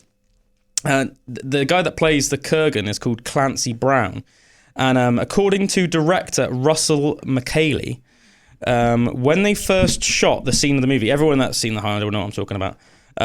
When they first shot the scene in the movie where the Kurgan bursts through the door and cuts the table in half, it's when it's still in the past. Ramirez is still alive, so he's played by Sean Connery. Spoiler alert. And then there's this. Ramirez is training the Highlander, essentially. He's training Connor McLeod. And Connor's somewhere in the Highlands, probably collecting water or something. And and Heather, please. And Heather is at their home with Ramirez. And there's a scene, the Kurgan finally finds them. He's trying to find them because they're like immortals and there can be only one. There can be only one. Them almost, can't they? Yeah, they're connected. I can't remember, it's called like the Quickening or something like that. So the Kurgan finds them. He comes through the door, bursts through the door, and he was supposed to cut a table in half, and that's what happens in the finished product in the movie. But Clancy Brown got so hyped up and he got so into the role of the Kurgan. I don't know if he like deliberately went into it thinking I'm going to method act it, but whether he did, but he almost like accidentally did. I think he just got so into the role and he just like loved it and he lived and breathed it. So anyway, Clancy Brown ran into the room. He was supposed to cut a table in half. Instead, he ran in and cut through the candelabra attached to the ceiling, and then accidentally nearly decapitated Sean Connery. Like, yeah. As a result, Sean Connery was so annoyed, he stormed off the set and said he was going to quit, but later returned. Clancy Brown apologised, saying he was just nervous and hyped up in the scene. And Connery apparently joked, and I could just imagine him like joking this in his really thick Scottish accent, said, maybe you should use your stunt double more often. So what is it? What did you say? What did you say? He cut through the candelabra. Candelabra. So candelabra. It's almost like a chandelier. Yeah. Oh, right. But rather than like a fancy one, it's like just a basic, with just candles. So it's not. Yeah. It's what they used to use back in the day. Candelabra. Yeah. So like, just think of it like a chandelier with candles, and obviously not quite as fancy. I love film facts. Whenever I watch a film now, because I do like obviously on the breakfast show, I do like a film review each week on AWNSR. NSR. So I do a film review every week, but I always go on IMDb. And just listen, see different opinions of the movie, get different information, that kind of stuff. But you can go on there, and on every single film, they'll have like a trivia bit for each film. So cool. You can go on, and if you ever just watch a movie, I do this, even with films that I don't review now. Yeah. If I watch a film, I'll go straight onto IMDb and go to the trivia page and just like read loads of different cool facts about each film, because there's so many. Cool. Like every film has their like, little quirks within when they're actually building the story. Pretty cool. I've heard this. I assume it's true. I read it like it was true, but it just almost seems a little bit funny. That's the reason why I'm slightly dubious. Did you know that they're renaming Scotland's tallest mountain to Kenobi Mountain in honour of Ewan McGregor? Because Ewan McGregor is obviously Scottish. But that to me, that seems tallest almost mountain. Yeah, that almost sounds. I thought, Ben Nevis, isn't it? Ben Nevis, yeah. That can't be true, can it? No. That can't be true. Ben Nevis is too much of a strong name, isn't it? Yeah, and also it's like, it almost seems like a bit silly because it's such like a powerful entity in its own right to just rename it Kenobi. Yeah. Kenobi is a cool name. It is cool, but it almost just seems a bit silly. Do you know one fact I did see about Kenobi recently? What's that? Did you know his brother is in the Air Force? Yeah. And his tag is Obi-2. Is it? Did you know that his real life uncle is Wedge Antilles? Really? Obi-Wan Kenobi. Who the hell is Wedge Antilles? So another character Ewan McGregor is real life uncle. I believe off the top of my head, I think is it Anthony Daniels? Anyway, the guy that plays Wedge Antilles in the original Star Wars movies, he's basically like the leader, I think, of Red Squadron, which is like the head of like the rebel fleet. So he's like the leader of the fighter pilots, essentially. And he's got quite a big part in A New Hope and Empire and Return of the Jedi, because obviously he's fighting alongside Luke Skywalker and blah, blah, blah, blah, blah. And at the end of Return of the Jedi, when there's that massive space battle going on while Luke's fighting Darth Vader and the Emperor and stuff, there's that whole other subplot, which is the space battle, obviously, and like that main character of that, really, along with like Admiral Akbar and stuff, is Wedge Antilles. But yeah, that's Ewan McGregor's uncle in real life. That's cool. That's pretty cool. It's cool that his daughter's also in Star Wars as well. Like that whole family has just been like brought into Star Wars. His brother's called Obi-2 now. I'm pretty sure as well that the lady that plays Mon Mothma in Andor is the daughter of the woman that played Mon Mothma in the originals. That's cool. That's pretty cool, isn't it? Cool. It's like we need a lady that looks sort of like her and is an actress, her daughter. Boom. That's sick. Yeah, another little movie factory now. Did you know that Sir Ian McKellen broke down on the set of The Hobbit and announced this is not why I became an actor, because what he loved about acting is, getting into the role and bouncing off other actors and actresses and feeling the moment. But because of the nature of The Hobbit, where everyone else is supposed to be either a dwarf or a hobbit, and he's supposed to be like this like fully grown man, they used so much green screen that Ian McKellen spent most of his time in like just a green room, basically talking to nobody, and it just almost like sent him crazy, and he just broke down on set and started crying. I was like, I just don't want to do this anymore. I can't imagine it would almost be depressing. You can imagine after you've been doing it for about 30 days, because it's a long process making a massive movie. How challenging that must be as well. Just being in a green room, you've got no one to read off of like how well you're doing or anything. That must be crazy hard. Just little props with like a face on it or something. And the fact that it's still Peter Jackson and it's still a thing, but like how different the Lord of the Rings were. Yeah, and I think obviously there wasn't those quite the same issues in the original Lord of the Rings. Mostly did everything was like all prosthetic and everything. Well, they had like dwarf actors, didn't they, for like the scenes where say like it would say Gandalf or Aragorn was with them and say like, the Hobbit was back to it. They would have like a dwarf actor. And then they would have like the close-up shots, which would then go to Elijah Wood, wouldn't they, and stuff. And they would have like 2 sets, so that like a fully grown man, it would seem like it was like a normal size in the Hobbit hole. And then they would have another one where, like, say Gandalf could go in, and it would seem like it was really small, if that makes sense. I think, if I describe that right. I heard something as well about those films that it was like shot in different frame rates than what is normally. It's like 24 frames per second, which is like the normal view of what a movie is known as. And I can't remember if it was 50 or like even like 100 or something frames. Really? So, and people were saying how it was almost like too lifelike, but it just not in a way of like how we naturally see our blur and stuff like that, like when we're following the normal movie frame rate. And like a lot of people didn't like that about The Hobbit as well. I think Avatar did the same. It was Avatar 2. They tried to like up the frame rate loads. They did it on some bits. They did it on any of the action parts, and then they put it down to like 24. That's what I read. Is that they realised that when they did it like that, it didn't look that great, so they just put everything back down. That's funny, which seems crazy because you would think it would make it more like realistic. Yeah. Got another quickfire fact for you now, everybody. Did you know that a bite from a Brazilian wandering spider can cause an erection that lasts up for 4 hours? So for any of those guys out there that have got boner issues, for lack of a better word, maybe go find yourself a Brazilian wandering spider. Go wandering in Brazil. But unfortunately, apparently the erections are really painful. It says the Brazilian wandering spider's venom contains a toxin whose unusual erection-inducing qualities have attracted the pharmaceutical industry's attention.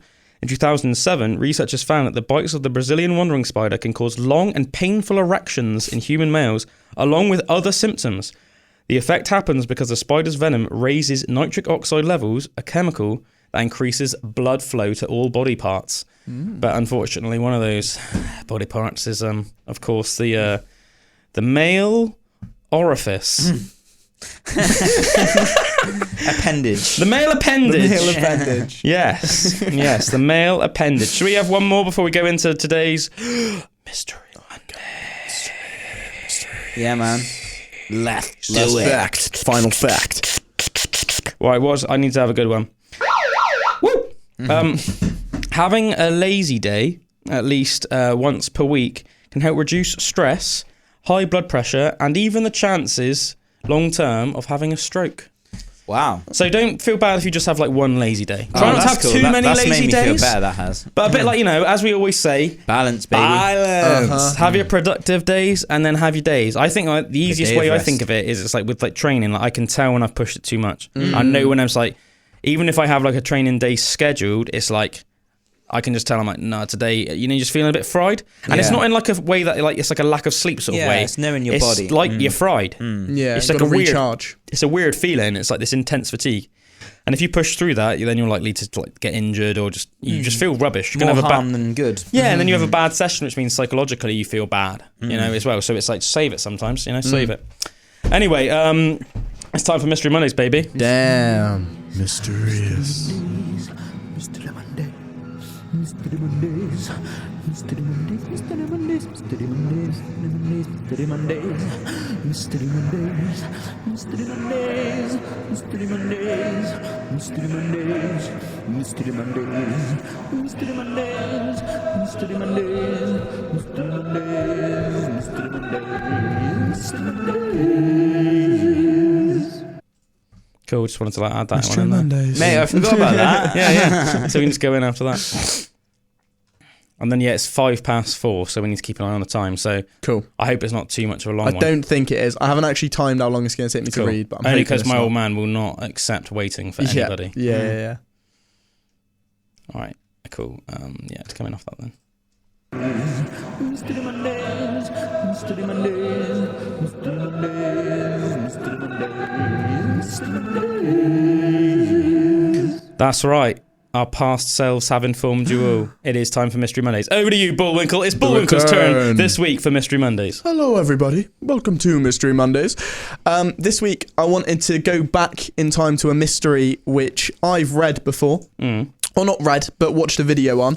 This is one of my favourite YouTube videos of all time. It's by a guy called Lamino. Right. And the mystery is that of Cicada 3301. I think I might have heard about this one, yeah. It's really cool. It's not scary or anything like that. I thought I'd go down a bit of a different path to what I've been doing recently with the mysteries. Nice. But yeah, it's a very cool one. So without further ado, I'll dive straight into it. So, it is perhaps the most enigmatic and intriguing thing on the internet, which promises an epiphany if you solve it. No one knows who sets it or what the prize is at the end. But Cicada 3301 has posted mysterious, extremely difficult puzzles for 3 years in a row, in an attempt to recruit and enlighten the best cryptanalysts from the public. So what is Cicada 3301? The first internet puzzle started on January 5th, 2012 and ran for approximately 1 month. A second round began exactly 1 year later on January 5th, 2013, and the third round was set up in 2014 as well, claiming to seek highly intelligent individuals. The Cicada 3301 puzzle challenged visitors to find a secret message hidden in the image that accompanied it. So it's pretty weird. Obviously, the name comes from an insect, one which hibernates for 13 years. A bit like a grasshopper sort of thing, isn't it? Yeah, exactly. It's quite a cool insect, actually, isn't it? I swear it hibernates for 13 years. I did not know that. Yeah, it like cocoons for 13 years and then just comes out. That's like a Quickfire fact, mate. Inside a Mystery Mondays. Inception. Oh, Inception, yeah. Pretty cool. So even the name is pretty cryptic. Obviously an insect and an apparently meaningless prime number. What does it all mean? We don't know. And few people in the world do. But they post things like this. This is a message from their original post. Hello. We are looking for highly intelligent individuals. To find them, we have devised a test. There is a message hidden in this image. Find it, and it will lead you on the road to finding us. We look forward to meeting the few who will make it all the way through. Good luck. These are not your everyday spend an afternoon solving them puzzles. These are highly difficult, highly cryptic puzzles, and to understand just how hard they are, you need to look at the complexity of each clue that leads to successive parts of the puzzle, all which need to be completed in order to solve the Cicada mystery. Each message leads to a puzzle, each puzzle more difficult than the last. Maybe the first thing that comes to mind is, isn't it all a hoax? You know, it could just be one very elaborate internet troll having a laugh, making all of these puzzles for people to work through. That's very highly unlikely though. Throughout the testing, multiple clues have required participants to travel to various places to retrieve the next clue. The places include several locations in the US, as well as Australia, Grenada in Spain. So, like, whoever's doing it must have vast resources. Exactly, yeah. They can travel all over the world. They've been to Russia, Japan, Poland, all these different places. Whoa. All Fully seemingly at once as well, which is pretty crazy. It's like some, like, I was going to say, to me, it almost seems like some, like, top secret government recruiting thing. And then, like, whoever's, like solving them, if it's impressive enough, is then going to be, like, you know, like when Bob Lazar built that jet engine in his garage. Yeah. And it's like they're going to be recruited after that, you know. Yeah. It does say that, although it does say when MI6 and the CIA and stuff like this, they've done stuff like this in the past. However, whenever they do it, it's like a public announcement. They're like, right, we're putting out this, you know, cryptology test. If you pass it, you've got a chance in joining us, sort of thing. They're a little bit more open about it, which makes people think that that's not what this would be. Potentially, yeah. Maybe they're being a little bit more cryptic about it. If it was like a sector of the government that even like aliens, the public aren't aware of or something, Hashtag aliens, Hashtag Men in Black. The other plausible is that banks working on cryptocurrency are behind Cicada. But that's also unlikely due to the nature of the puzzles. The puzzles are all quite rebellious, advocating a right to privacy, a right to fight. A fight against a 1984-like controlling system, pretty much the opposite of what you'd expect from banks. Yeah, I can imagine crypto is about that. It's almost like maintaining your own autonomy and you know and privacy and all of that kind of stuff as well. It's definitely a cool theory. Yeah, maybe. And there's a lot of really clever people that obviously created like blockchain and everything. Yeah, I know one of the things that people are increasingly afraid of now, aren't they? They're saying like, well, you know, what would happen one day if like all of the mainstream banks just said like, we can't give you your money. Mm-hmm. Yeah, like totally. What would you do? We couldn't really. I mean, what would you do? Like, what could you do? What are you going to do? Like You're going to go down to your like local like branch because like, well, what could they do? Yeah. Well, even if you like held a gun to their head, they can't produce the money to give you. Yeah, that's the cool thing about like cryptocurrencies, especially like decentralized ones that aren't actually controlled by a centralized force. But like the cryptocurrency technology going into banks and stuff like CBDCs, they are still centrally controlled by the bank, so they could literally just like turn off, or you could go into a shop and they wouldn't accept your cryptocurrency or whatever. So that's like proper scary. But that's why advocating like decentralized like crypto technologies and everything is like so cool, because that could not happen. They could not turn it off, which is like pretty cool. Should we get into the puzzles? Let's do it, man. So this is the first puzzle that was posted in 2012, initially on one of 4chan's boards, which is arguably the place which you'd probably best expect something like this to pop up. The first image said, "Hello, we are looking for highly intelligent individuals." That whole one that I read a little bit ago. It was signed 3301. Joel Eriksson, a 34-year-old crypto security researcher and developer from Sweden, is one of the few known people to have almost solved it the whole way through. Almost. To crack the code hidden in the picture, he used a steganography software to extract a message encoded with a shift cipher. Part technology, part stegosaurus. Exactly. Each letter corresponds to another letter. After he decoded the cipher, it led him to a URL with the image of a duck. Now, this is like literally, so he figures out the first step, right? Takes him to a URL. It comes up with an image of a duck that says above it, "Whoops, just decoys this way. Looks like you can't guess how to get the message out." So it's almost like taunting you once you get past the first step. So he thought he'd managed to figure it out, and they anticipated that someone would try and figure it out in that way, but then, And it's almost a clue as well, like get the message out. Like he got the message, but he didn't get the message out. What does that mean? It was actually the right way to go. He was on the right lines. It's just they were sort of taunting you a little bit once you got past that first I'm so one. impressed that some people could even get that that crazy. far, man. It's crazy. The video documentary on this does it justice so much better than I probably ever could. But it's just like the levels of brain you have to have to get through this is crazy. Problem solving skills and that, it's like, because there's one thing having the ability to recall information. That's like what's just called recall. So how well you can store and then bring about information. But problem solving is completely different. Oh, definitely, man. Oh, hell yeah. Oh, hell yeah. Oh, hell yeah, man. So once you got to this page, another steganographic approach revealed a hidden book code of a list of 2 numbers separated by a colon. This is all going to sound pretty mental, by the way. The book then led to a Reddit address with Mayan numerals on the top of the page. Things were starting to get trickier and trickier. He noticed that several posts published by a user seemed to consist of encoded text, which could be decoded from the code from the book. After working through this code, he was led to 2 different images, which also contained hidden messages, ultimately leading him to a phone number in Texas. Calling the phone number led to a voicemail that read as follows. "Very good. You have done well. There are 3 prime numbers associated to the original final JPEG image. 3301 is one of them. You will have to find the other 2.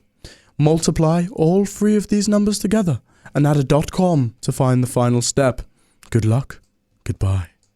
Pretty interesting. So like what I was saying, so after going to that duck page, it brought them to another URL page, which then they had to take code from, which led them to a book. They went through the book to get clues to then find another URL. It's crazy, this stuff, right? Man, I think as well, whoever even created this test, imagine how freaking intelligent they'd have to be. That's almost like a scary level of intelligence. And was it just one person? Or was it multiple people collaborating? It's clearly not just some everyday guy, is it? So clearly some cryptographer. Cryptography, baby. So after he did the math, he reached a URL which told him to come back at a certain time. When he did, the URL revealed a series of numbers which were GPS coordinates to telephone poles in countries across the world, including Spain, Russia, America, France, Japan, and Poland. Of course, it's not possible to travel all around the world and look for clues, so he had to rely on the help of other people, working on the Cicada puzzles, and as it turns out, the GPS coordinates yielded QR codes, which led to another 2 images, inside of which were more hidden text, including text from what Erickson found was the William Gibson poem, Agrippa, which was only released on 3.5-inch floppy disks. Using the same code from the previous book, which he used on Reddit, he then went through a series of another puzzles, including a poem from a collection of medieval Welsh manuscripts.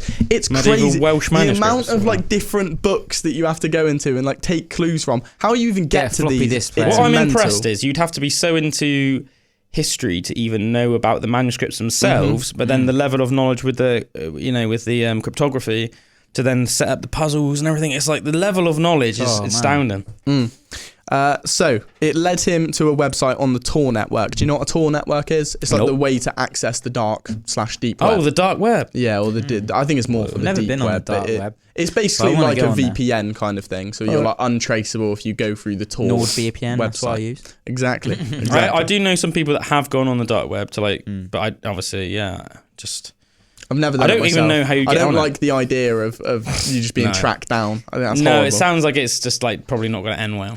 What, you get tracked down if you go on the dark web? Unless you're like on a Tor or you've got like some extra special like VPN. I've heard that people have like ordered like rocket launchers before off the dark web. Yeah, man. It's a crazy place. Imagine getting a rocket launcher through the post. Like a fully working like army standard rocket launcher. Mental. Dark post in the dark web. Yeah. Postman Pat, but like his goth twin just turns up. So that was the last stop of this puzzle, the ultimate destination of the riddles. But the timing was wrong. Cicada 3301 sniffed out people across the world that were collaborating to solve the problems, and only the quickest ones were the ones that were actually rewarded. Shortly afterwards, it was blank and replaced with the statement, "We want the best, not the followers." That year, Cicada was over. That's like the really intelligent version of like up top, to the side, down low, too slow. Yeah, exactly. Exactly.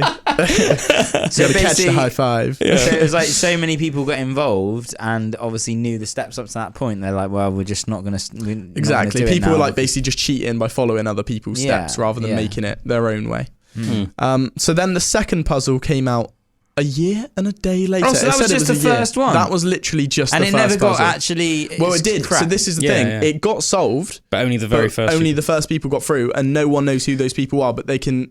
There is ways to see that like people did make it there. But what happened when they got through? Yeah. No one knows. Whoa. No one knows. Mystery Mondays. You'd almost think that this was a Mystery Mondays. Yeah, you would. I want to know what they got. The golden egg, man. One smart thing. The secret to eternal life. They did say it was like enlightenment or something. How crazy is that? The Apple of Eden. The second puzzle. So when they posted it, one thing that Cicada was very good about was they always signed everything off with a PGP signature, which was like a way of affirming this was them. Right. So when they made this post, there'd been loads of other fake posts. Oh, of course, and they put out posts being like, don't follow these people. We'll put out a thing when the next challenge is due. This is how you'll know it's us. Exactly. So they put on one a year and a day later. The puzzle itself was not too dissimilar from the first. Image hid a message led to a book, and the book produced a link. Right. The puzzle unearthed various pieces of music within it, such as one called the Instar Emergence. That was one thing that I found really cool that the actual article I was reading didn't touch on. There was various different bits of like weird music that would just be came across when people were going down this rabbit hole of Cicada that would just play, and they'd be like, "Well, that's a bit cool." So it came to different bits of music. Another clue led to a cryptic Twitter account, which was vital to the puzzle. It also held an inclusion of a runic alphabet, which made seemingly no sense as of yet. Like, so it wasn't a pre-existing runic alphabet? No, it was like their own made. Wow, so they made their own sort of like Viking alphabet. That's so cool. That's pretty damn cool. The puzzle then spread across the world once again with 8 locations in 4 different countries. So once again, they've clearly got quite a spread. Jeepers, doing you have to that be whole so thing. rich and like have the vast resources, man. And this time, I think before they put out a message, like I was saying earlier, where it was like, we want the best, not the followers. This time, there was no conclusion. All they know is that the quickest people probably went through again, because the third puzzle then came. This was the year after that. Same process as the first two puzzles. Pretty similar, all these kind of things. I suppose most cryptography is pretty similar in a way. But this time, the book was a lot stranger, though. It led to a book called the Liber Primus, which translates to first book in Latin. It was evidently written by Cicada and utilised the runic alphabet that I mentioned was discovered in Puzzle 2. So you'd have to go back and go to the Twitter account that was discovered in Puzzle 2 to then read this book. The translations were still cryptic at best, however, and featured many physiological and ideological ideas and appeared to be their manifesto and seemed to be rather cult-like. Like, with all the stuff, it looked a little bit cult-like with, like, the images and stuff that were with it. Here's a crazy fact. A significant portion of the book is still yet to be translated. It was, encrypted heavily. So at the time of me researching, I don't know if it's been changed, but what I was reading from, which was, I think, 3 years ago, only 19 of 74 pages had been translated. Whoa. How crazy is that? So I want to read the transcriptions as well. Yeah, me too. The, when they, if they were still encoded or whatever. I think a lot of it was about like freedom and stuff. But the book also featured many more clues and codes, some of which still led nowhere, such as a supposed website on the deep web, which could lead somewhere, but when they tried going there was nothing there. Another clue led to more strange music, this one being called interconnectedness. Oh, right. That one was a little bit even more strange as well. It was almost like a bit eerie, that one. Yeah. But that is pretty much where it's at. Crazy. When it comes to Cicada nowadays, and this was in 2014, the last update. Now, there's a long time ago. There's different schools of thought of what might happen. Some people think that once the entirety of Prima Libris, or whatever it was, first book, gets solved, that's when the next step will occur. Some believe that it will be 13 years after the original, because obviously they chose the name Cicada. A cicada hatches 13 years after their original. 4 years. But that is literally the information. That they came up with these 3 puzzles.